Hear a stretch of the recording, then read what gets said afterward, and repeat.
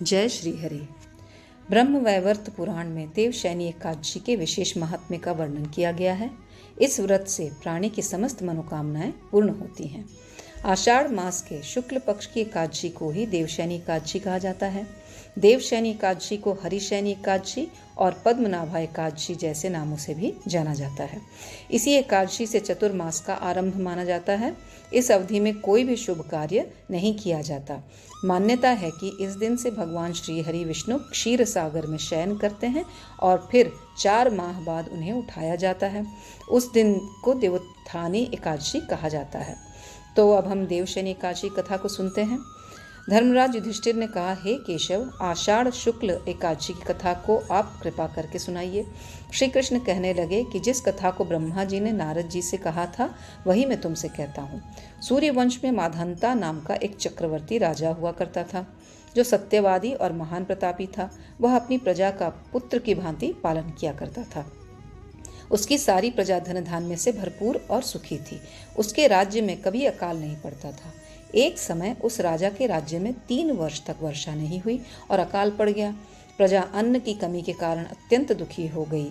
अन्न के न होने से राज्य में यज्ञ आदि भी बंद हो गए। एक दिन प्रजा राजा के पास जाकर कहने लगी कि हे राजन, वर्षा के अभाव से अकाल पड़ गया है और अकाल से प्रजा मर रही है। इसलिए हे राजा, कोई ऐसा उपाय बताओ जिससे प्रजा का कष्ट दूर हो। राजा माधांता ने कहा, मैं आप लोगों के दुखों को समझ सकता हूँ। ऐसा कहकर राजा कुछ सेना को साथ लेकर वन की तरफ चल दिए। वह अपने ऋषियों के आश्रम में भ्रमण करता हुआ अंत में ब्रह्मा जी के पुत्र अंगिरा ऋषि के आश्रम में पहुंचा और राजा ने अंगिरा ऋषि को प्रणाम किया। मुनि ने राजा को आशीर्वाद देकर उनका कुशल क्षेम के पश्चात उनसे आश्रम में आने का कारण पूछा। राजा ने हाथ जोड़कर विनीत भाव से कहा कि हे भगवान, सब प्रकार से धर्म पालन करने पर भी मेरे राज्य में अकाल पड़ गया है। इससे प्रजा अत्यंत दुखी है। राजा के पापों के प्रभाव से ही प्रजा को कष्ट होता है, ऐसा शास्त्रों में कहा गया है। जब मैं धर्मानुसार राज्य करता हूँ तो मेरे राज्य में अकाल कैसे पड़ गया? कृपा करके मेरे इस संदेह को दूर कीजिए। साथ ही प्रजा के कष्ट को दूर करने का कोई उपाय बताइए।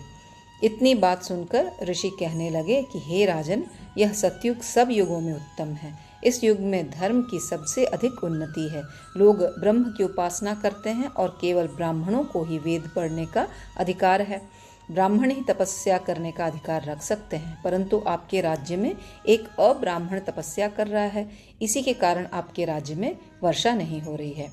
राजा ने उस अब्राह्मण को दंड न देना ही उचित समझा। तब राजा ने ऋषि से कहा कि आप इस दोष से छूटने का कोई दूसरा उपाय बताइए। तब ऋषि ने कहा कि हे राजन, तुम आषाढ़ मास के शुक्ल पक्ष की पद्मनाभा नाम की एकादशी का विधि पूर्वक व्रत करो। व्रत के प्रभाव से तुम्हारे राज्य में वर्षा होगी और प्रजा सुख प्राप्त करेगी, क्योंकि इस एकादशी का व्रत सब सिद्धियों को देने वाला है और समस्त उपद्रवों को नाश करने वाला है। इस एकादशी का व्रत तुम प्रजा, सेवक तथा मंत्रियों सहित करो। मुनि के इस वचन को सुनकर राजा अपने नगर को वापस आया और उसने विधि पूर्वक पद्मा एकादशी का व्रत किया। उस व्रत के प्रभाव से वर्षा हुई और प्रजा को सुख पहुंचा। अतः इस मास की एकादशी का व्रत सब मनुष्यों को करना चाहिए। यह व्रत इस लोक में भोग और परलोक में मुक्ति को देने वाला है। मेरे चैनल को सब्सक्राइब कीजिएगा और मेरे वीडियोस पे कमेंट, लाइक और शेयर ज़रूर कीजिएगा। धन्यवाद।